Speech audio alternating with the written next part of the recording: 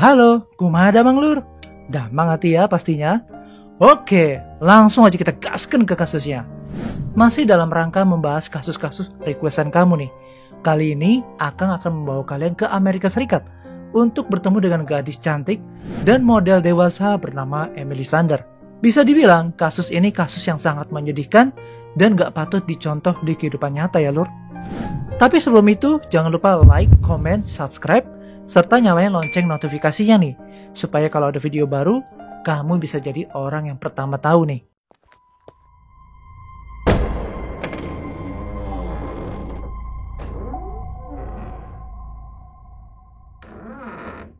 Hari ini kita berkenalan dengan aktris dewasa yang sangat cantik bernama Emily Irene Sander.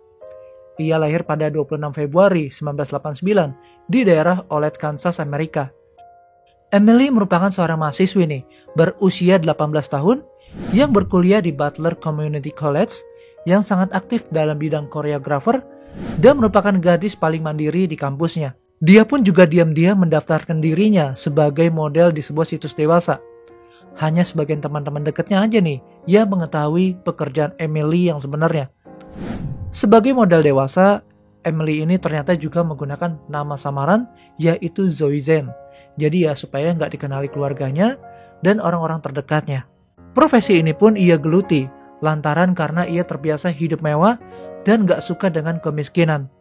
Tawaran dari manajemen tersebut ternyata sangat besar dan membuat Emily terjun ke industri seperti itu. Namun lama-kelamaan, fakta tersebut ketahuan oleh keluarganya yang baik dan taat beragama bahwa anaknya itu merupakan model dewasa yang terkenal pada masanya. Di tanggal 23 November 2007, keluarga Emily ini cemas banget nih Lur. Dikarenakan Emily ini gak pulang-pulang dan gak diketahui keberadaannya. Akhirnya pihak keluarga memutuskan untuk melaporkan ke pihak berwajib kalau anaknya itu menghilang. Pihak berwenang langsung melakukan pencarian besar-besaran terhadap Emily Sander. Pencarian itu menemukan titik terang, di mana pihak berwajib berhasil menemukan tubuh Emily yang udah gak bernyawa di sebuah motel di wilayah El Dorado, Meksiko dalam keadaan yang sangat mengenaskan setelah 6 hari melakukan pencarian. Hasil uji forensik dan kondisi saat ditemukan, diketahui Emily ini kehilangan nyawanya gara-gara ada bekas luka benda tajam dan bekas tindak pelecehan dari sang pelaku. Gak tinggal diam, pihak berwajib pun langsung diturunkan untuk melacak jejak sang pelaku.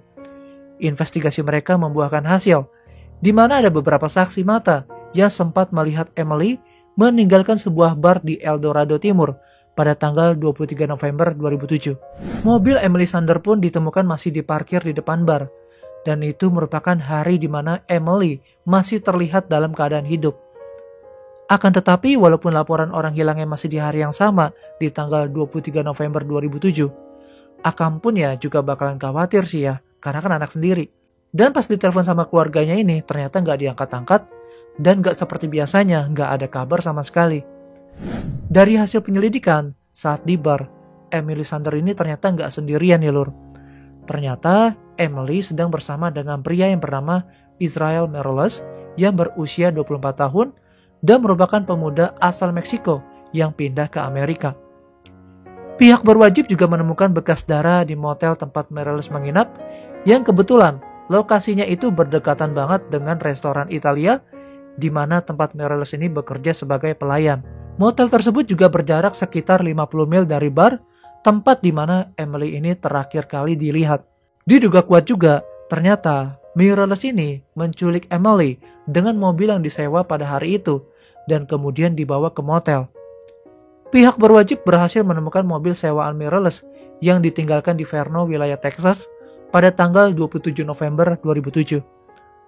Gak lama kemudian, akhirnya pihak berwajib pun berhasil menangkapnya pada tanggal 19 Desember 2007 di daerah Melchor, Meksiko berdasarkan keterangan saksi setempat.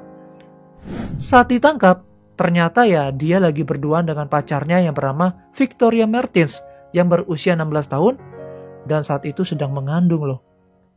Pacarnya pun kemudian dipulangkan kembali kepada orang tuanya. Kehamilan itu pun membuat Morales mendapat tuntutan tambahan dari jaksa gara-gara melakukan hubungan suami istri dengan gadis di bawah umur. Persidangannya pun dimulai pada tanggal 8 Februari 2010 dan berlangsung selama 4 hari. Selama persidangan, semua bukti disiapkan di meja hijau agar semua bukti itu bisa memperberat hukuman Meirelles. Di sana, Meirelles pun mengaku kalau dia nggak pernah berhubungan badan atau melakukan kekerasan terhadap Emily Sander. Dia juga mengaku kalau pada waktu itu ada seorang pria muncul dan berkelahi dengan Meirelles. Setelah perkelahian itu, Meirelles pun memutuskan untuk pergi sebentar. Dan ketika dia kembali, dia menemukan Emily Sander ini udah mengeluarkan banyak darah dan kehilangan nyawanya. Gara-gara panik, akhirnya Meirelles langsung membawa tubuhnya ke motel. Jaksa juga mengatakan kalau Meirelles gak menunjukkan penyesalan apapun selama persidangan. Tapi kalau emang seandainya bukan dia pelakunya, seharusnya setelah menemukan Emily dalam keadaan gak bernyawa, dia tuh harusnya langsung melapor ke pihak berwajib agar bisa diselidiki lebih dulu. Dari hal dia membawa tubuh Emily Sander ke motel dan membiarkannya begitu aja, sebenarnya udah salah ya lur.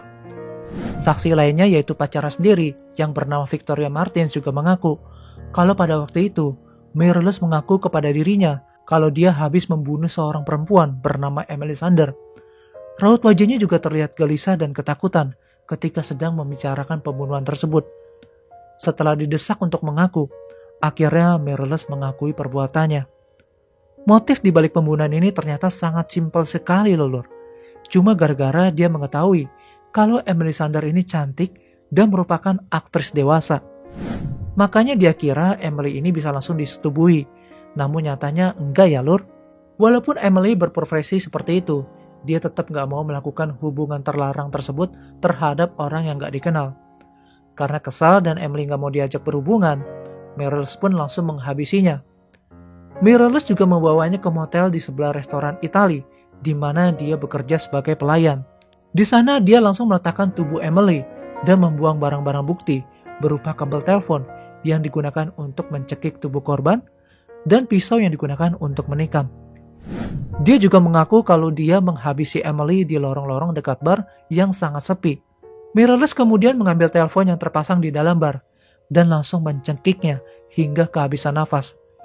Setelah itu dia juga menikam tubuh Emily dengan sangat barbar dan gila, guna hanya memastikan kalau Emily ini udah kehilangan nyawanya.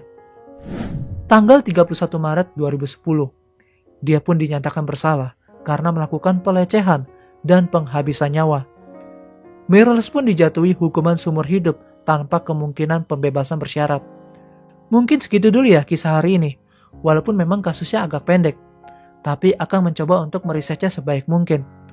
Dan semoga kasus ini bisa menemani istirahat kalian setelah capek beraktivitas. Jangan lupa like, share kasus ini ke teman-teman kalian jika berkenan ya lur. Buat kalian yang baru pertama kali kesini, Akang ucapkan terima kasih. Dan jangan lupa nontonin video-video Akang yang lainnya ya. I'm Jurnal AA, and still next time, stay safe ya lur.